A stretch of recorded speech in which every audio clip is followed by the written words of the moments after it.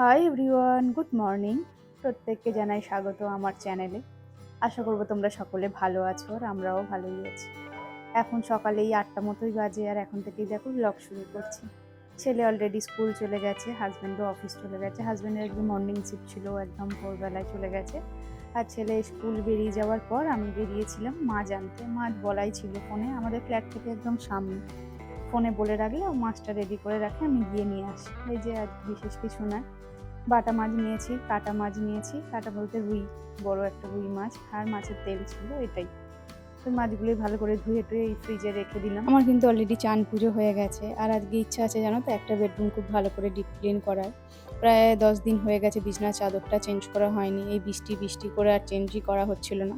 কিন্তু এই বর্ষার দিনে বেশি দিন বিছনার চাদর পেতে রাখাও ঠিক নয়, কারণ না একটু স্যাঁত স্যাঁতে ভাব হয়, তাতে রোগ জীবাণুর প্রকোপটাও না বাড়ে। সেই জন্য বর্ষাকালে 1 সপ্তাহের মধ্যেই চাদর চেঞ্জ করে দেওয়া উচিত। কিন্তু এই বৃষ্টি বৃষ্টি করে জামা কাপড় শুকাচ্ছে না, বালি বিছনার চাদরই বা কী শুকাবে, এই ভেবে ভেবে প্রায় 10 দিন হয়ে গেছে চাদর চেঞ্জ করিনি। ওই জন্য আজকে চাদরটা চেঞ্জ করেই দেবো।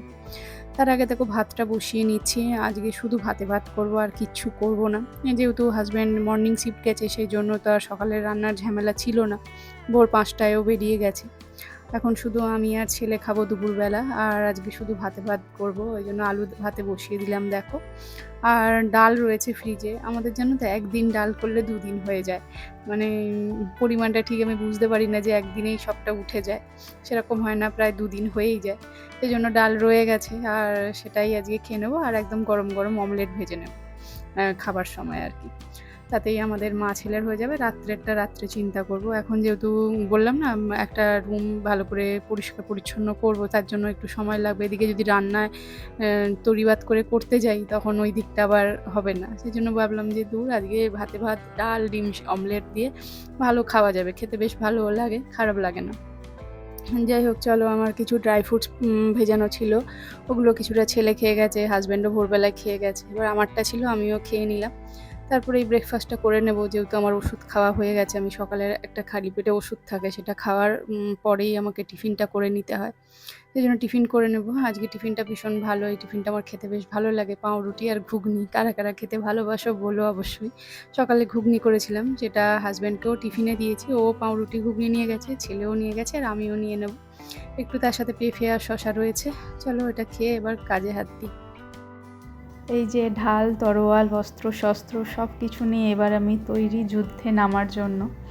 আর আমাদের গৃহিণীদের ক্ষেত্রে এগুলো তো অস্ত্রশস্ত্রই সমান, তাই না? আর যুদ্ধ কেন বলছি, আমরা গৃহিণীরা একটা অপরিষ্কার অগোছালো ঘরকে পরিষ্কার পরিপাটি করতে পারি, সেটা কি কম যুদ্ধের সমান? আমার কাছে তো তাই মনে হয়। একটা মানে থাকার অযোগ্য জায়গাকে একটা সুন্দর পরিপাটি করে থাকার যোগ্য তৈরি করা, সেটা কম যুদ্ধের নয়। এই যে আজকে যে ফ্ল্যাটটা তোমরা দেখছো, এটা আমি নিয়েছিলাম আজ এই আগস্ট এলেই। আগস্টের ফার্স্ট উইকেই আমার রেজিস্ট্রি হয়েছিল, আর তার 2-4 দিন পরেই আমি শিফটিং শুরু করেছিলাম। এই ফ্ল্যাটটা তো আমি রেডি টু মুভ কিনেছিলাম, এটা আন্ডার কনস্ট্রাকশন ফ্ল্যাট নয়। রেডি টু মুভ হলে কি, প্রোমোটার আগে থেকেই রেডি থাকে, ওরা দেখাবে, আমার পছন্দ হলে প্রসেস আরম্ভ হবে, তারপরে এই রেজিস্ট্রি হয়ে গেলে তুমি ঢুকতে পারবে। আন্ডার কনস্ট্রাকশানের ক্ষেত্রে সেটা হয় না। আমার আরও একটা ফ্ল্যাট আছে, সেটা আন্ডার কনস্ট্রাকশান আমি নিয়েছিলাম। সেখানে প্রায় 2-3 বছর টাইম লেগেছিল, তারপরে গিয়ে রেজিস্ট্রি হয়েছে। কিন্তু রেডি টু মুভ ফ্ল্যাটের ক্ষেত্রে সেটা হয় না। ফ্ল্যাটটা যখন আমি প্রথম দেখতে আসি, বিশেষ করে আমার ভীষণ পছন্দ হয়েছিল। তার 2-3টে কারণ। একটা কারণ হচ্ছে ফ্ল্যাটের পজিশানটা ভীষণ ভালো পজিশানে পেয়েছি ফ্ল্যাটটা। বলতে পারো আসানসোলের একদম পজ জায়গায় আমি ফ্ল্যাটটা পেয়েছি। সেকেন্ড হচ্ছে আমার ছেলের স্কুল। আমার ছেলে, যখন আমি এই ফ্ল্যাটটা নিয়েছি তখন অলরেডি আমার ছেলে স্কুলে ভর্তি হয়ে গেছে। ওর স্কুল হচ্ছে পায়ে হেঁটে 3 থেকে 4 মিনিট লাগে, 5 মিনিটও নয়, এতটাই কাছে। সেই কারণেই আমার এই ফ্ল্যাটটা এত বেশি পছন্দ হয়ে গেছে। আর ফ্ল্যাটের কনস্ট্রাকশানও ভীষণ ভালো ছিল, কিন্তু ফ্ল্যাটের ভেতরটা ছিল একেবারে যা-তা বলতে পারো।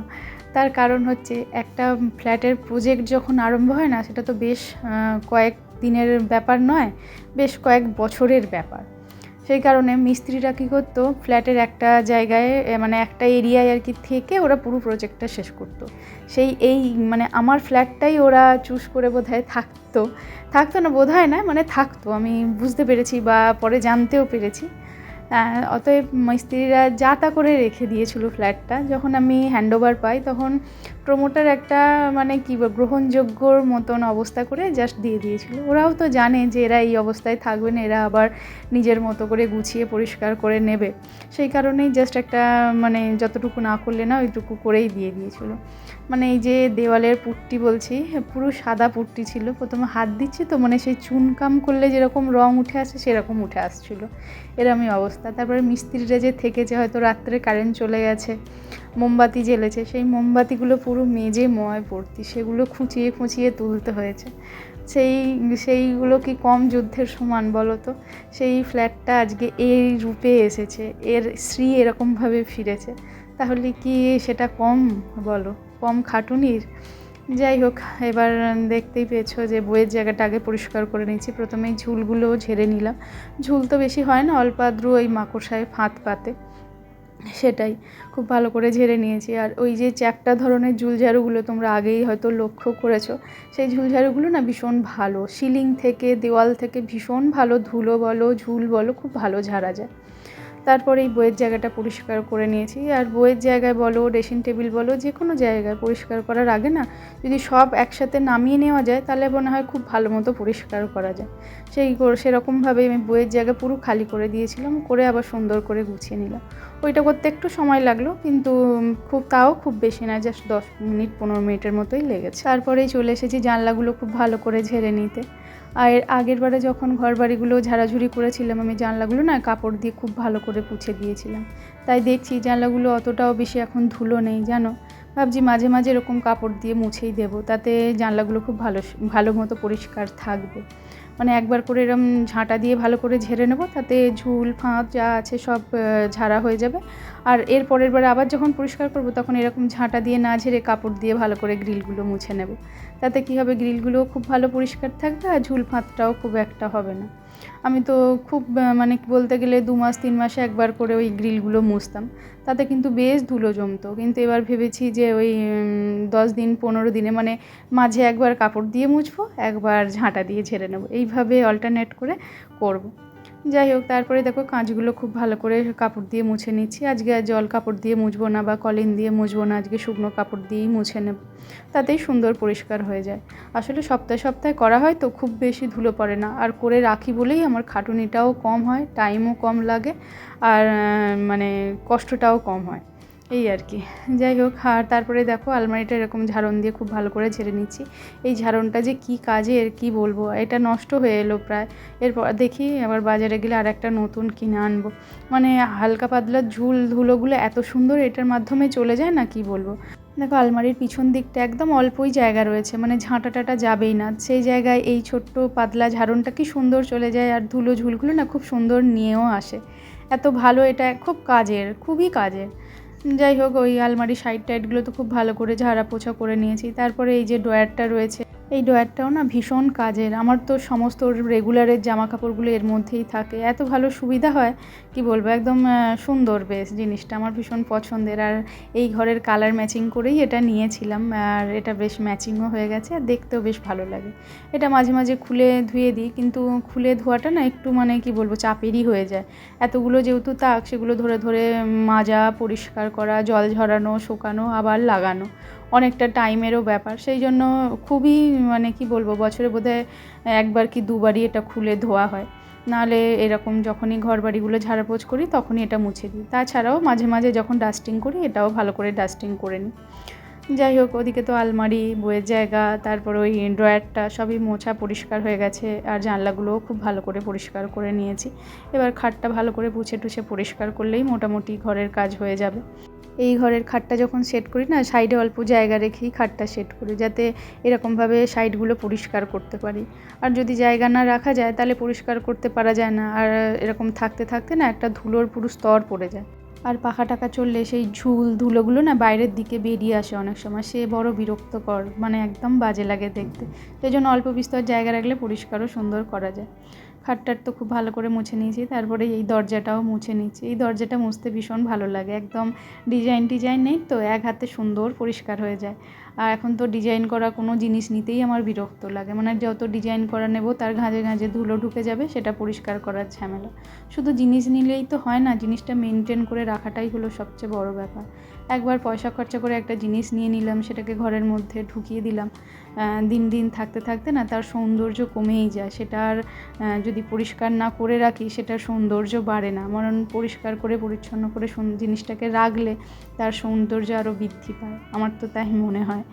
যাই হোক, ওদিকে পাখাটাও খুব ভালো করে পরিষ্কার করে নিয়েছি, তারপরে চাদরটা আস্তে আস্তে তুলে দেবো। এই চাদরে যা ধুলো পড়েছে সব একবারে বাইরে গিয়ে ঝেড়ে রেখে দেবো। আজকে তো আর এটা কাচবো না।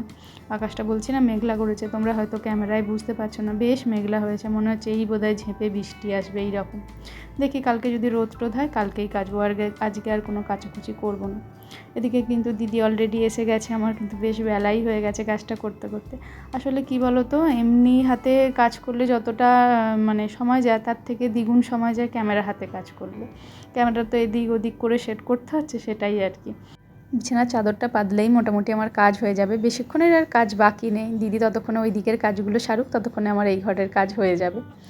আর দেখো বিছনার চাদর অলরেডি পেতে দিয়েছি। এই বিছনার চাদরটা না 1 বছর পুজোয় নিয়েছিলাম, তাও দেখতে দেখতে 3-4 বছর হয়েই গেছে। আর চাদরটা ভীষণ পছন্দের, আমার এই কোম্পানির চাদরগুলো না ভীষণ ভালো লাগে। এটা ওয়েলস্পান কোম্পানির চাদর। ওয়েলস্পান কোম্পানির বিছনার চাদর, তারপরে টাওয়াল, এগুলো খুব ভালো হয়। আমার কাছে 2টো ওয়েলস্পান কোম্পানির টাওয়ালও আছে, ভীষণ ভালো। আর দেখো কিন্তু এই কোম্পানির চাদরগুলো দেখেছি 2টো করে শুধু মাথার বালিশেরই কভার দেয়, সাইড পিলোর কভার দেয় না। আর শুধুমাত্র এই কোম্পানির কেন, এখন বেশিরভাগ চাদরেই না দেখেছি সাইড পিলোর কভার দিতে চায় না। এটা একটা পুরনো বিছনার চাদরের আর কি সাইড পিলোর কভার, সেটাই এখন এর সাথে পেয়ার করে লাগিয়ে দিচ্ছি। এর সাথে ম্যাচিং হচ্ছে না, কিন্তু তবুও থাক, কভারটা দেখতে ভীষণ ভালো লাগছে। দেখো খুব খারাপ যে লাগছে তা নয়। আর ঘর একদম আমার পরিপাটি পরিষ্কার পরিচ্ছন্ন হয়ে গেছে। দিদি শুধু নিচটায় ঝাঁট দেবে আর মুছবে। এবার তোমাদের ঘড়িটা দেখাচ্ছি যে কতক্ষণ লেগেছে, ঘন্টাখানেক লেগেই গেছে। যাই হোক, চলো আজকের ভিডিও এই অবধিই রাখছি, আবার দেখাবে পরের ভিডিওয়। টাটা, সকলে ভালো থেকো, সুস্থ থেকো।